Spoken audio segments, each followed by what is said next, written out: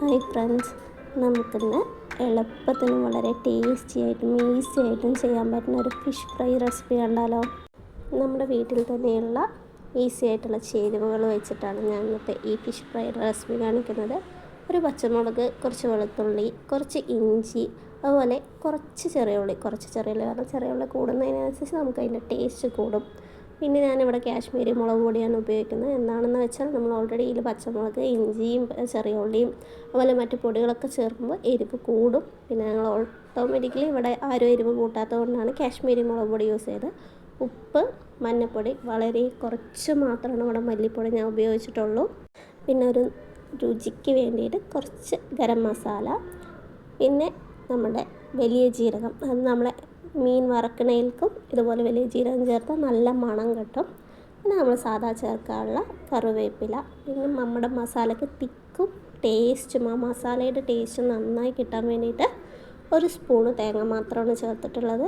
അതിലേക്ക് നമ്മൾ വെള്ളം ഒഴിക്കാതെ ഒന്നില്ലെങ്കിൽ ഇതുപോലെ വെളിച്ചെണ്ണ ഒഴിച്ചിട്ട് അടിക്കാം. പിന്നെ നമ്മൾ ഇതിലേക്ക് ചെറുനാരങ്ങ നീരില്ലെങ്കിൽ വിനാഗിരിയും ചേർക്കാം. ഞാനത് ചേർക്കുന്നത് എടുക്കാൻ മറന്നുപോയി. അതുപോലെ കുരുമുളക് പൊടി ചേർക്കുന്നതും എടുക്കാൻ മറന്നുപോയതാണ്. അതെല്ലാം ചേർത്തതിന് ശേഷം ഞാൻ എപ്പോഴും മീൻ ഫ്രൈ ചെയ്യുമ്പോൾ അല്ലെങ്കിൽ മീൻ വാങ്ങുമ്പോൾ മസാല ഉണ്ടാക്കിയ തല ഉൾപ്പെടെ എല്ലാ പീസിലും ഞാനിതുപോലെ മസാല ചേർത്ത് വയ്ക്കും.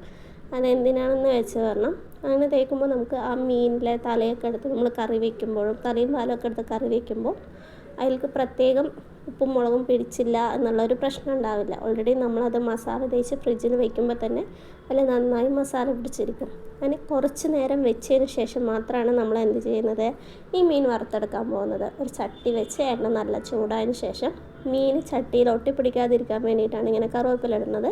പിന്നെ നല്ല മണത്തിനും രുചിക്കും വേണ്ടിയിട്ട് കുറച്ച് ചെറിയ ഉള്ളിയും. പക്ഷേ മീൻ വെച്ച് കുറച്ചൊന്ന് ഇളക്കി കൊടുത്താൽ മീൻ ഒട്ടിപ്പിടിക്കുന്നത് കുറച്ച് കുറഞ്ഞ് കിട്ടും. പിന്നെ ഈ കറിവേപ്പിലിൻ്റെ മേലെ വയ്ക്കുന്നതുകൊണ്ട് തന്നെ അത് അങ്ങനെ ഒട്ടിപ്പിടിക്കാനുള്ള സാധ്യതയും ഇല്ല.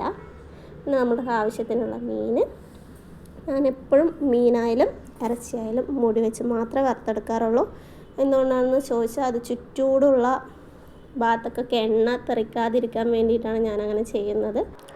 മാത്രമല്ല മീൻ പെട്ടെന്ന് തന്നെ ഉള്ളെല്ലാം നന്നായി വെന്ത് കിട്ടാനും ഇത് സഹായിക്കും. ചുറ്റൂടും ഈ തെറിച്ചിട്ടുള്ള നമ്മുടെ സ്റ്റൗവൊന്നും അത്ര പെട്ടെന്ന് വൃത്തികേടാവില്ല. മീൻ നന്നായി നല്ല സോഫ്റ്റായി വെന്ത് കിട്ടും. ഒരുപാട് മൊരിയാതെയും നല്ല സോഫ്റ്റായി തന്നെ വെന്ത് കിട്ടുകയും ചെയ്യും.